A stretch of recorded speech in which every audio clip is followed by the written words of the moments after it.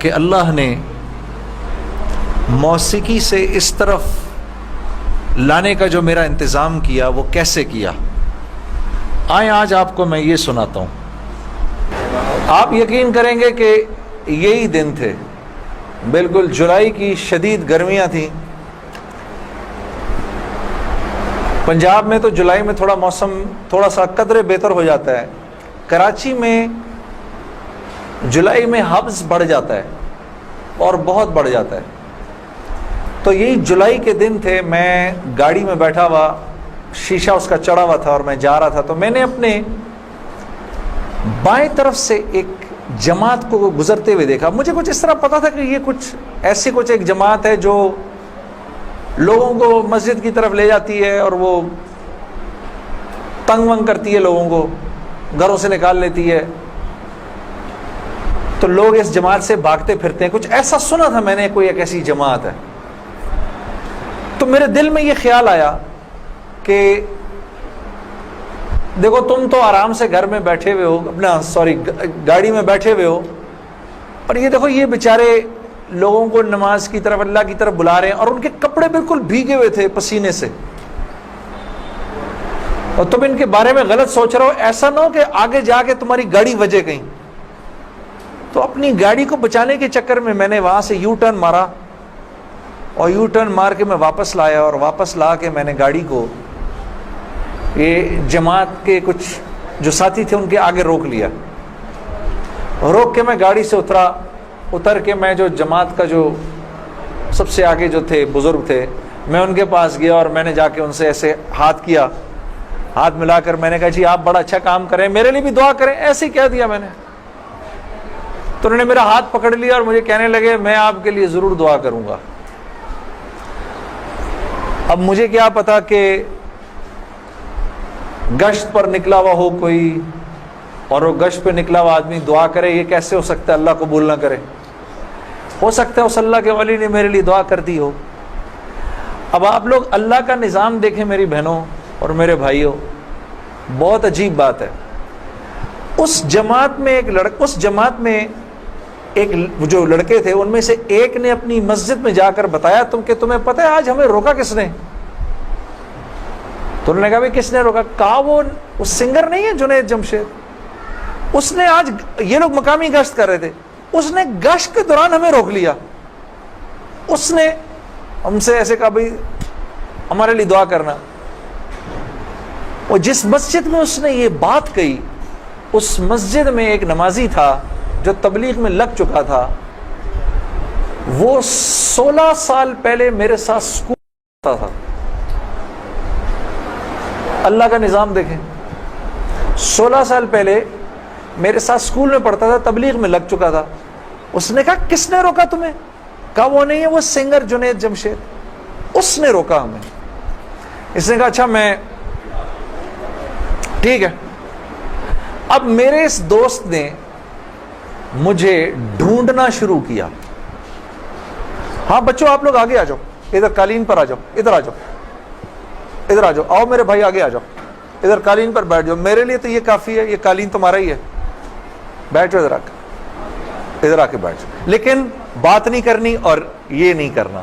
آپ نے انکل کی بات سننی ہے، ٹھیک ہے، یہ نہیں کرو تھوڑی دیر کے لیے، کیونکہ اگر یہ کرتے رہو گے پھر بیٹا سمجھ ہی نہیں آئے گی ہم نے کیا بات کی. ٹھیک ہے، 2 منٹ کے لیے شیطانی ہتھ کنڈے سے جان چھڑا لو. ہاں اچھا، تو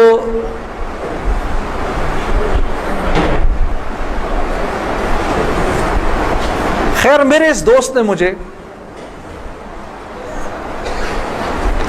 ڈھونڈنا شروع کیا، اور اس واقعے کی کوئی تقریباً 1-1.5 مہینے بعد اس نے مجھے ڈھونڈ لیا. اور ایک دن جی میرے گھر فون آتا ہے، جنید. اب میں نے جب مجھے پہچانا، اس نے بولا جنید مجھے پہچانا. آپ یقین کریں گے میں 16 سال بعد اس کی آواز سن رہا تھا، میں پہچان گیا. میں نے کہا جنید بول رہے ہو؟ ہنسنے لگا. تو مجھے پہچان گیا؟ میں نے کہا میں بالکل پہچان گیا، تو اتنا تو شرارتی لڑکا تھا تو کلاس کے اندر. اور میں نے کہا کیونکہ ہم دونوں کے نام ایک تھے تو تیرے چکر میں بھی بدنام رہتا تھا. ہنسنے لگا، یار کمال ہے تو نے مجھے پہچان لیا. میں نے کہا ہاں میں نے پہچان لیا، میں نے تیرے سے ملنا ہے. میں نے کہا کیوں؟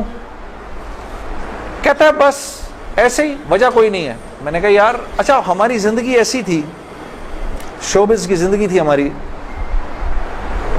کہ ہمارا دل ملنے کو نہیں کرتا تھا کسی سے. یعنی ہم نے مینیجر رکھے ہوتے تھے جو ہمیں صرف لوگوں سے دور رکھتے تھے. ان کا کام تھا لوگوں سے بات کرنا، لوگوں سے ڈیل کرنا، ہم تک کوئی نہ پہنچے بس. یہاں تک کہ آپ حیران ہوں گے اگر میں آپ کو بتاؤں، یہ بڑی ایک افسوسناک بات ہے کہ ہمارے اپنے گھر والوں کا ہماری زندگی میں رول کم ہوتا تھا، ان مینیجرز کا رول زیادہ ہوتا تھا.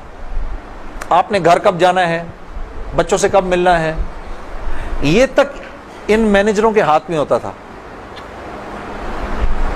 تو اب کوئی مجھے فون کرے کہ میں نے تم سے ملنا ہے، یہ تھوڑی کہ میں فوراً مل لوں گا اس سے. اب پتہ نہیں اللہ جانے اس نے کیوں ملنا ہے، میرا وقت ضائع کرے گا کیا ہے. تو میں نے جنید غنی سے کہا کہ یار بغیر وجہ کے کیوں ملنا ہے تم نے، بس ایسے ہی. میں نے کہا انشاءاللہ دیکھو پھر چلو اللہ نے کبھی موقع دیا تو ملیں گے. کڑک میں نے فون بند کر دیا. ہمیں تو عادت تھی فون بند کرنے کی. اگلے دن پھر فون آ گیا اس کا. میں نے بولا کیا کام ہے؟ کام کوئی نہیں، ملنا ہے. کیوں؟ یار کوئی وجہ نہیں، مل لیتے ہیں. میں نے کہا یار وقت نہیں ہے، فون پہ بات کر لو. نہیں فون پہ کام کوئی نہیں ہے. کڑک فون پر. ایک دفعہ ہوا، دو دفعہ، اب اس کا میں ہیلو سنتا تھا فون بند کر دیتا تھا. یہ سلسلہ 1-2 مہینے تک چلتا رہا، یہاں تک کہ جنید غنی کو میرے گھر کے نوکروں کے نام یاد ہو گئے، فون اٹھانے والوں کے نام یاد ہو گئے، سب کچھ یاد ہو گیا. اس کو سب پتا ہوتا تھا میں کب پاکستان میں ہوں، کب نہیں ہوں، کب کہاں ہوں، سب. ایک دن اس کا فون آیا تو جب میں نے فون رکھنے لگا مجھ سے کہتا دیکھ میں تجھے اللہ کا واسطہ دیتا ہوں میری 1 منٹ کی بات سن لے. میں نے بولا بولو. میں ابھی عمرہ کر کے آیا ہوں تو میں مدینے اور مکے کی کھجوریں اور زمزم اور یہ کچھ چیزیں لے کر آیا ہوں، یہ لے لے میرے سے، پھر اس کے بعد میں چلا جاؤں گا. کتنی دیر کے لیے آؤ گے تم؟ 5 منٹ کے لیے. میں نے کہا ہاں 5 منٹ. جنید غنی یاد رکھنا 5 منٹ. 5 منٹ.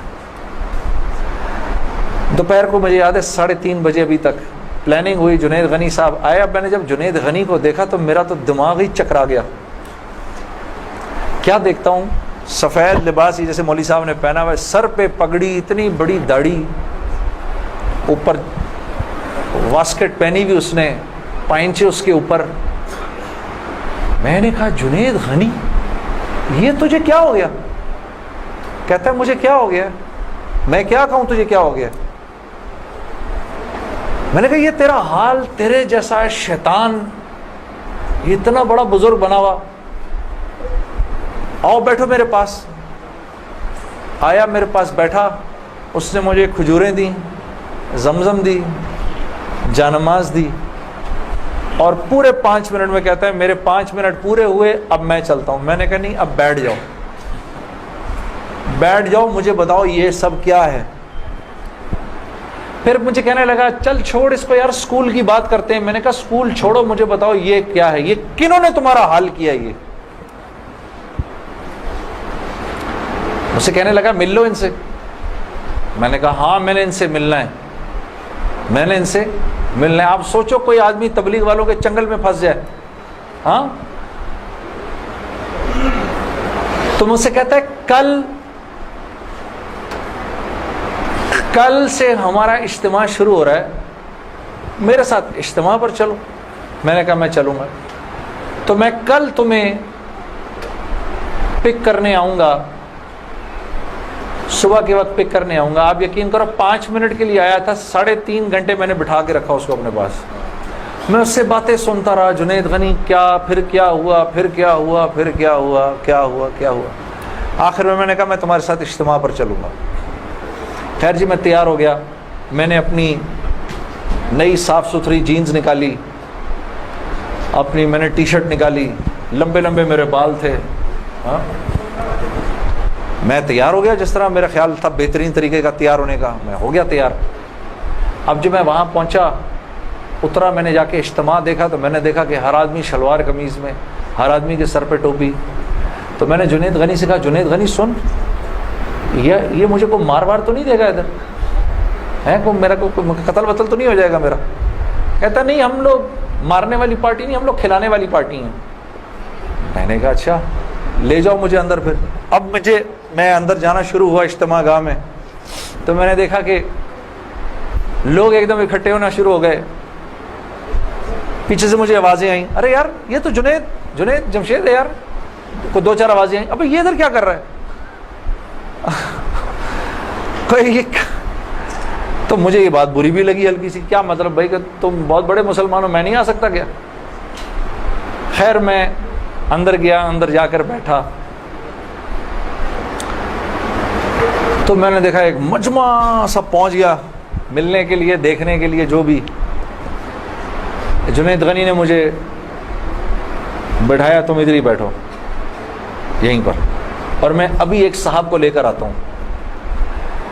خیر یہ مجھے بٹھا کر چلا گیا. اتنی دیر میں ایک نوجوان لڑکا, یہ جیسے بھائی لوگ بیٹھے ہیں اپنے, 18-19 سال کا, یہاں سے بیچ میں سے راستہ توڑ کے میرے پاس آ گیا. مجھے آ کر کہتا ہے, جنید بھائی نماز پڑھتے ہیں آپ؟ تو میں اس کو ایسے دیکھنا شروع ہو گیا. اب میں نے کہا کیا جواب دوں میں اس کو, ہاں بولوں کہ نہیں بولوں, سچ بولوں کہ جھوٹ بولوں؟ میں دیکھتا رہا اس کو, دیکھتا رہا, لیکن اندر ہی اندر نا مجھے غصہ آنا شروع ہو گیا کہ اب یہاں یہ ہوگا, اگلا پوچھے گا آپ قرآن پڑھتے ہیں کہ نہیں پڑھتے ہیں, پھر اگلا پوچھے گا آپ روزے رکھتے ہیں نہیں رکھتے ہیں, آپ نے حج کر لیا. مطلب یہاں اب میری کیا اب یہاں پر کیریکٹر اسیسینیشن ہوگی کیا؟ میں ابھی یہاں پر کیریکٹر اسیسینیشن کروانے آیا ہوں, اپنی کردار کشی کروانے آیا ہوں میں یہاں پر. تو میں نے وہ لڑکا جو ساتھ بیٹھا تھا, میں نے کہا یار اس کو بولو جنید غنی کو, یہ مجھے غلط جگہ لے آیا, وہ میں یہاں سے جا رہا ہوں ابھی. وہ بھاگا گیا اس کے پیچھے, اس کو لے کر آیا. جنید غنی نے کہا کیا ہو گیا یار جنید, کیا ہو گیا؟ میں نے کہا یار کچھ نہیں. تو وہ کہتا ہے یہ ابھی ایک لڑکے نے آ کے پوچھا تھا ان سے آپ نماز پڑھتے ہیں نہیں پڑھتے ہیں. تو جنید غنی نے کہا تو نے اس لڑکے کو آنے کیوں دیا؟ اتنا غصے ہوا وہ اس پہ. میں نے جنید غنی کو ٹھنڈا کیا, میں خود بھی تھوڑا ٹھنڈا ہوا. میں نے کہا یار کیوں ناراض ہوتا ہے؟ وہ لڑکا بات تو صحیح کر رہا تھا نا کہ نماز پڑھنی تو چاہیے مجھے. تو اس نے جو جملہ بولا نا مجھے, وہ مجھے آج تک یاد ہے. جنید غنی نے جو جملہ بولا, اس نے کہا جنید ہم کیوں نہیں پوچھتے کہ تم نے کیوں نہیں کیا, ہم تو ترغیب دیتے ہیں, اس کے بعد اللہ سے دعا کرتے ہیں کہ اللہ وہ نیکی کرنے کی توفیق دے.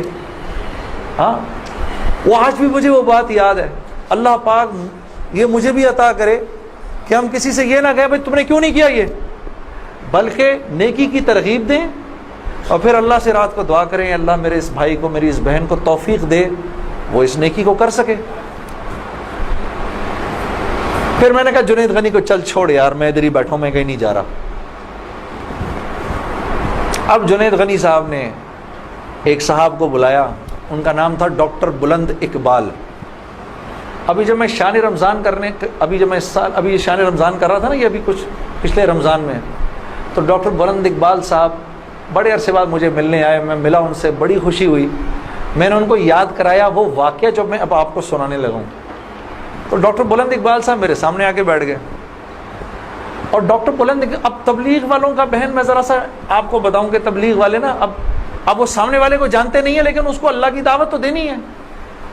تو آپ پہلے اس سے پوچھتے ہیں بھائی آپ کیسے ہیں, خیریت سے ہیں, آپ کا اسم گرامی کیا ہے؟ اچھا ماشاء اللہ بڑی خوشی ہوئی آپ سے مل کے, یہ میرا نام ہے, بڑا اچھا کیا آپ آئے.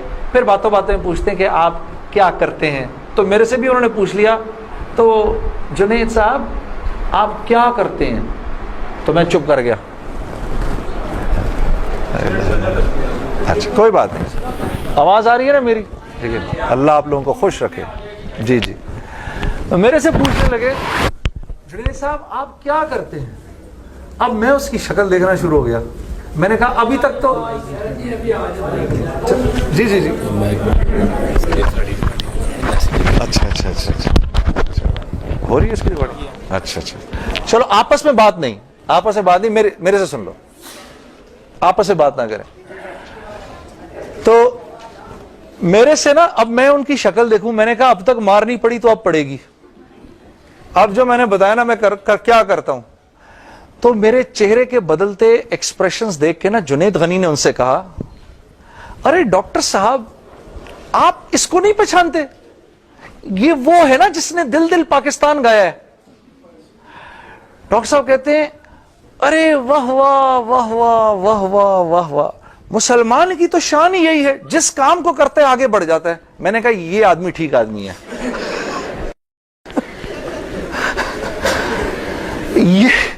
یہ بالکل ٹھیک آدمی ہے, اس سے کرو دوستی. تو بعد میں میں نے ڈاکٹر صاحب سے کہا, ڈاکٹر صاحب یہ جواب آپ کہاں سے لائے اتنا خوبصورت سا؟ تو مجھے کہنے لگے یار میں نہ تجھے جانتا نہ مجھے یہ پتا دل دل پاکستان کیا. تو جب اس نے بولا نا کہ اس نے دل دل پاکستان گایا تو میں نے کہا واہ واہ واہ واہ, اور میں دل میں دعا کروں یا اللہ جلدی سے صحیح جواب میرے ذہن میں ڈال, جلدی سے صحیح بات ڈال میرے ذہن میں. تو میں نے فٹ کہہ دیا, اور یہ بات میرے دوستو ہے بھی سچ کہ مسلمان کی شان یہ ہے, مسلمان جس کام کو کرتا ہے نا مسلمان اس کام میں آگے بڑھ جاتا ہے.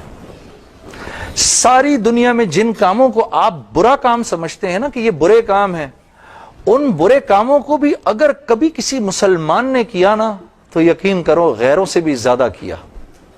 ہاں یقین کرو, مسلمان ایک عجیب امت ہے, ہم سے بہتر کوئی نہیں. کنتم خیر امہ, بس یہ ہر لائن سے بہترین امت ہے. جس کو اللہ ہی کہہ دے تم بہترین ہو تو پھر ہمیں دوسروں سے پوچھنے کی کیا ضرورت ہے کہ ہم اچھے ہیں کہ برے ہیں. ہاں اب میں پورا دن ڈاکٹر بلند اقبال صاحب کے ساتھ پھرتا رہا, اور جب دن کا آخر آیا تو جنید غنی نے مجھے کہا کہ چل میں تجھے گھر چھوڑ دوں. میں نے کہا گھر تو مجھے چھوڑ دو, لیکن یہ بسترے کیا ہیں, یہ جو بسترے لگے ہوئے ہیں؟ کہا یہ رات کو لوگ یہاں سوئیں گے. میں نے کہا اور یہ جو بزرگ حضرات ہیں یہ بھی ادھر ہی سوئیں گے. میں نے کہا یار میں تو ان سے زیادہ فٹ آدمی ہوں, اگر یہ بوڑھے لوگ ادھر سو سکتے ہیں تو میں بھی سو سکتا ہوں. تو اس نے کہا یار نور اللہ نور, تیرے لیے بھی بسترا لگا دیتے ہیں.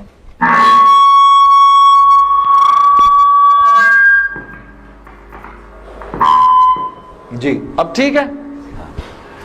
تو مجھے کہنے لگا تیرے لیے بھی بسترا لگا دیتے ہیں. میں بھی سو گیا ادھر ہی اس رات کو.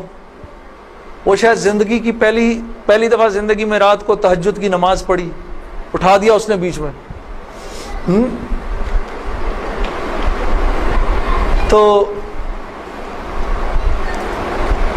ایک دن گزرا, دوسرا دن گزرا, تیسرے دن مولوی طارق جمیل صاحب کا بیان تھا. اب مجھے تو نہیں پتا یہ کون ہے. ہاں جب مولوی صاحب نے بیان کیا تو میں نے جنید غنی سے کہا یار بڑے اچھے اچھے بیان تھے یہ سارے تیرے بزرگ, یہ کون آدمی ہے؟ کہنے لگا یار یہ ہیں ہمارے ایک مولانا. میں نے کہا یار میں نے ان سے ملنا ہے. کہتا یار ان سے نہیں مل سکتا کوئی. میں نے کہا بھائی میں اس ملک کے صدر سے بھی مل سکتا ہوں اور اس ملک کے پرائم منسٹر سے بھی مل سکتا ہوں, یہ مولوی سے ملنا کیا مشکل ہے؟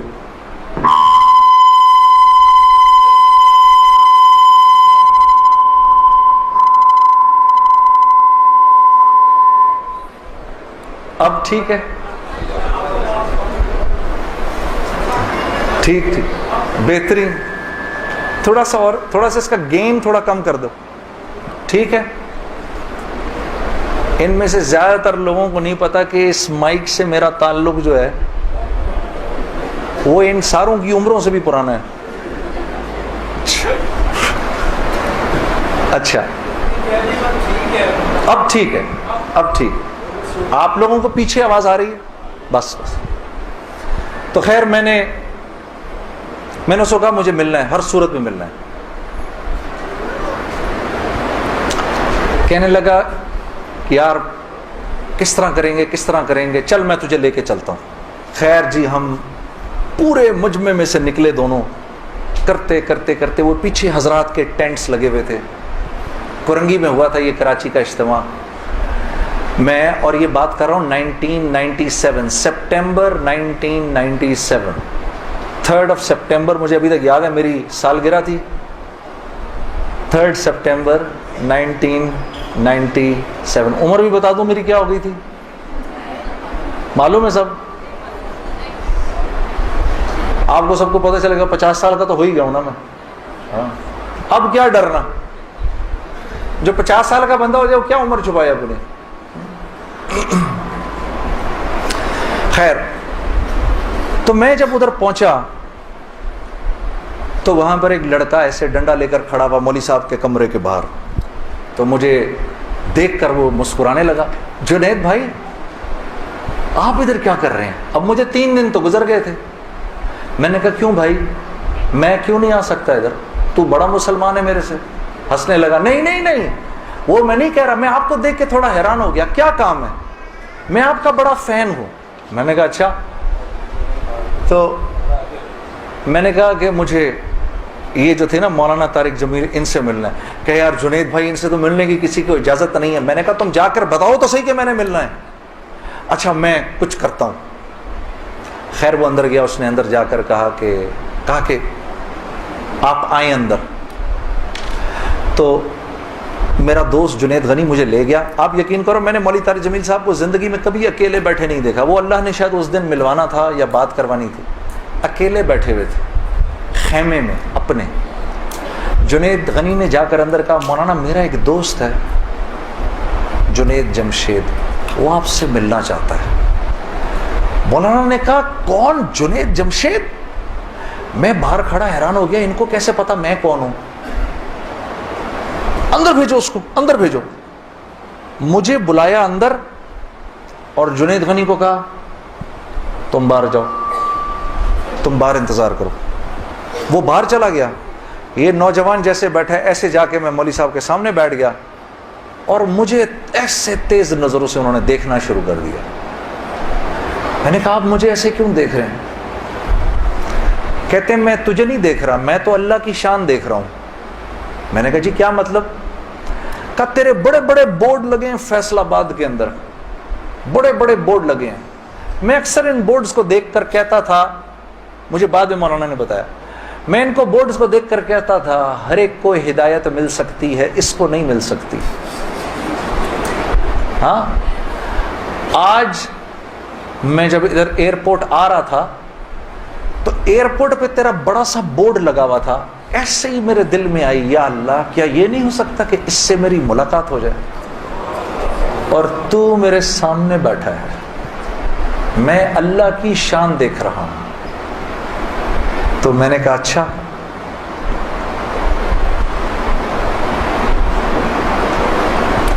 کہنے لگے دل دل پاکستان تو نے گایا ہے.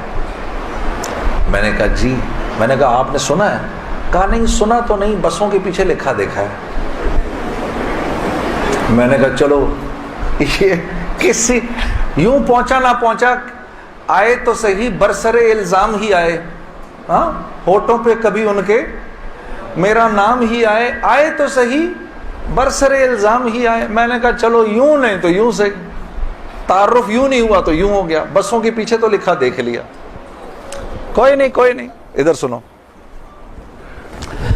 اور یہ ہمارے ملک کی سوغات ہے, اس پہ گھبرانا نہیں چاہیے یار. ایسے ہو جاتے ہیں ہائے یہ کیا, ارے یار کیا ہو گیا, بجلی چلی گئی نا, آ گئی. یہ تو ہمارے ملک کی سوغات ہے, اس پہ گھبرانا نہیں چاہیے. ہاں اس پہ اس لیے نہیں گھبراؤ, آپ نہیں گھبراؤ گے نا تو غیر بھی نہیں گھبرائیں گے. جب آپ گھبرا جاتے تو غیر بھی کہتے ہیں ہاں یار کوئی عجیب سی بات ہو گئی ہے. تو ہاں ان کو بھی بولو یوز ٹو ہو جاؤ بھائی, ہم لوگ مل بانٹ کے کھانے والے ہیں, کبھی آپ کے گھر نہیں تو کبھی ان کے گھر نہیں. ہاں کبھی میرے گھر تو کبھی آپ کے گھر, تو اس پہ گھبرانا نہیں چاہیے. خیر تو میں نے مولوی صاحب سے کہا مولانا میرا ایک سوال ہے, ایک پاکستانی نوجوان میری عمر کا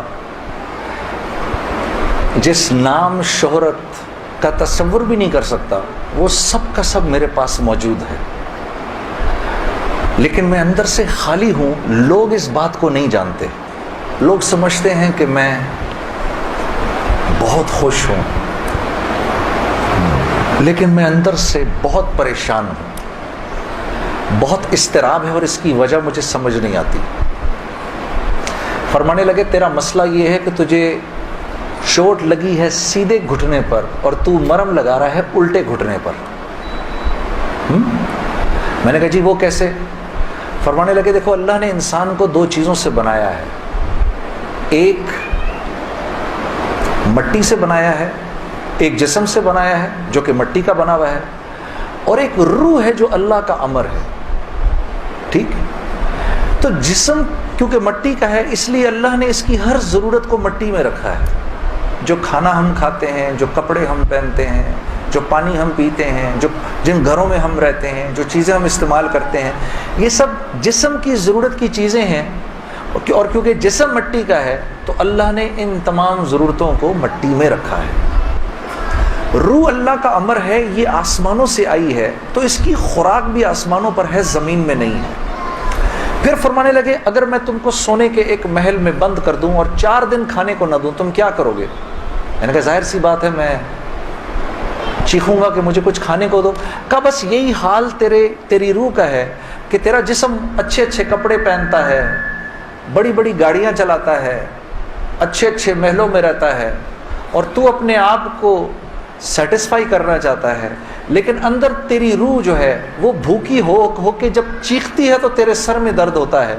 تو اس روح کی بھوک کا بھی تو علاج کر. تو میں نے کہا اس کی خوراک کہاں ہے؟ کہا یہ آسمانوں سے آئی ہے تو اس کی خوراک بھی آسمانوں پر ہے، زمین میں نہیں ہے. اور دل کے سکون، چین اور اطمینان کا تعلق اس مٹی کے بنے ہوئے جسم سے نہیں ہے بلکہ اس آسمان سے آئی ہوئی روح سے ہے. تو میں نے کہا اس کی غذا کیا ہے؟ فرمانے لگے اس کی غذا اللہ کا کلام ہے، اللہ کے حکم ہے. اس کی غذا نبی کی زندگی ہے، نبی کے طریقے ہیں، نبی کی سنت ہے. وہ جب تک اس کو ملیں گے نہیں یہ بھوکی رہے گی، اور جب یہ بھوک کر چیخے گی تو پھر تم تو مسلمان ہو، تمہیں تو پتہ ہے، غیروں کو تو پتہ نہیں. وہ دماغ کی اس چیخ کو سلانے کے لیے کبھی شراب پیتے ہیں، کبھی نشے کرتے ہیں، لیکن یہ تو جب تک روح بھوکی ہے اس وقت تک اندر سے تم مضطرب رہو گے، سکون چین نہیں ملے گا. اور پھر قرآن کی وہ آیت پڑھی مجھے آج بھی یاد ہے، الا بذکر اللہ تطمئن القلوب، کہ اللہ پاک چیلنج دے رہے ہیں سب کو کہ اگر دل کا سکون، چین اور اطمینان چاہیے میرے بندو، مالداروں، حکومت والوں، دولت والوں، شہرت والوں، اگر تمہیں دل کا سکون، چین، اطمینان چاہیے تو تمہیں مجھ سے تعلق بنانا پڑے گا، مجھ سے یاری لگانی پڑے گی. مولانا کی یہ بات سن کر میں تو پہلے ہی پریشان تھا، 3 دن سے بیان سن رہا تھا، میں تو دھاڑے مار کے رونا شروع ہو گیا. روتا رہا بڑے دیر تک. پھر جب مجھے تھوڑا سا چین آیا تو میں نے کہا مولوی صاحب اس کا مطلب کیا ہے، میری پوری زندگی برباد ہو گئی؟ تو فرمایا نہیں، بالکل بھی نہیں، کہ یہ معاملہ تم دنیا والوں سے تھوڑی کر رہے ہو، یہ معاملہ تم تو اللہ سے کر رہے ہو. اور اللہ کے ہاں معاملہ کیا ہے؟ اللہ کے ہاں معاملہ کیا ہے کہ ابھی انسان اللہ رب العزت سے معافی مانگنے کا ارادہ ہی کر رہا ہوتا ہے، دل میں ابھی خیال ہی آ رہا ہوتا ہے کہ اللہ رب العزت اگلے پچھلے معاف کر دیتے ہیں سارے. پھر مجھے فرمایا، یہ مجھے پھر بات سنائی، حدیث قدسی سنائی کہ میرے بندے تو یہ زمین و آسمان سارے کے سارے اگر اپنے گناہوں سے بھر دے، جو کہ تو بھر نہیں سکتا، اگر تمام جن و انس بھی مل جائیں تو بھر نہیں سکتا، لیکن اگر تو نے ایسا کر بھی دیا، ایک مرتبہ اگر تو نے کہا اے اللہ مجھے معاف کر دے، تو نہ صرف یہ کہ ہم تمہیں معاف کر دیں گے بلکہ تم ایسے ہو جاؤ گے جیسے تم نے ان گناہوں کو کیا ہی نہیں. میں تو بے یقینی کی حالت میں مولانا کو دیکھنے لگا. میں نے کہا مولوی صاحب واقعی؟ کہا ہاں. پھر پوچھنے لگے کیا ارادہ ہے؟ اب میرا ارادہ میوزک چھوڑنے کا تو نہیں تھا کہ میں نے کہا ادھر آؤ، وہ کیا کہ نمازیں بخشوانے آئے، کیا روزے گلے پڑ گئے؟ ہاں جی، میرا تو کوئی پروگرام نہیں تھا میوزک چھوڑنے کا. لیکن گناہ بھی بخشوانے تھے. تو پھر مجھے کہنے لگے توبہ کرو گے؟ میں نے کہا مولوی صاحب کس چیز سے؟ کہا اپنی اس پچھلی زندگی سے. میں سوچ میں پڑ گیا.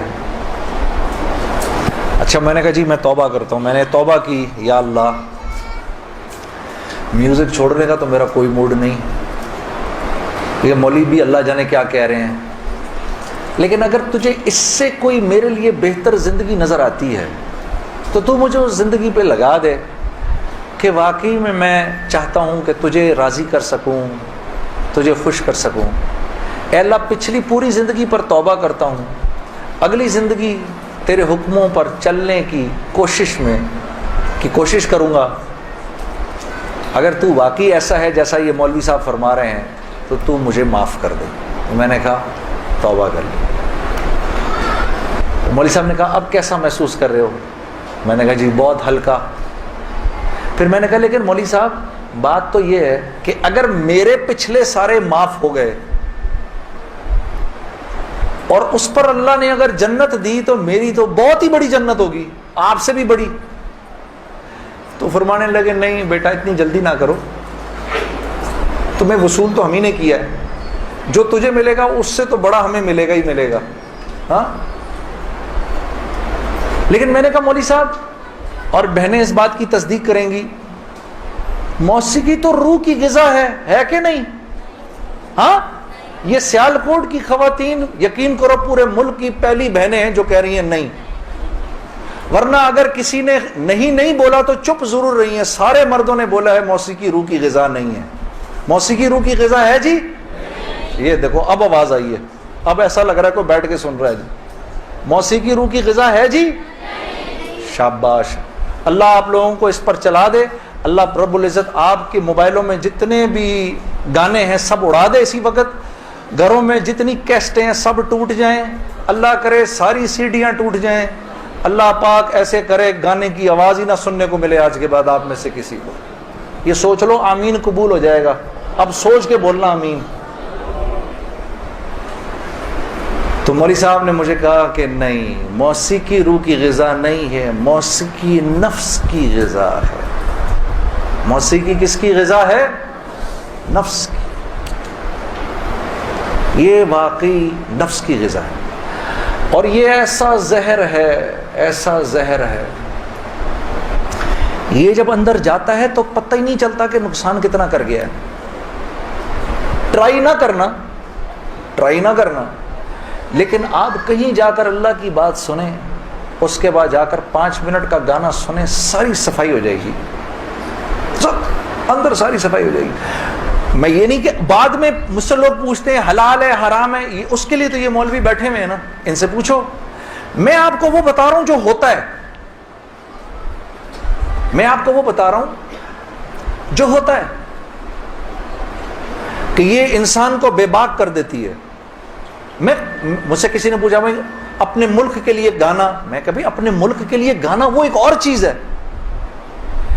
میں ان گانوں کی بات کر رہا ہوں جن کو عام طور پہ لوگ سن رہے ہوتے ہیں بازاروں میں, ہاں, اور پھر کہتے ہیں اس کے سننے میں کیا ہے. ارے یار میں کیا بتاؤں آپ کو کیا ہے. خدا کی قسم اگر وہ زندگی اس زندگی سے بہتر ہوتی, مجھے کیا تکلیف تھی. مجھے ایک ساتھی کہنے لگا اب تو آپ کے لیے اس زندگی کی طرف جانا بڑا مشکل ہے. میں نے کہا کوئی مشکل نہیں, گلا تو وہیں کا وہیں ہے, گا سکتے ہیں, لیکن اب اس زندگی کی طرف جانے سے بہتر لگتا ہے کہ میں آگ میں چھلانگ مار دوں, کہ وہ اس قدر خطرناک زندگی, وہ اتنی ایک, یقین کرو پوری صرف گانا نہیں ہوتا, وہ ایک پوری زندگی ہے.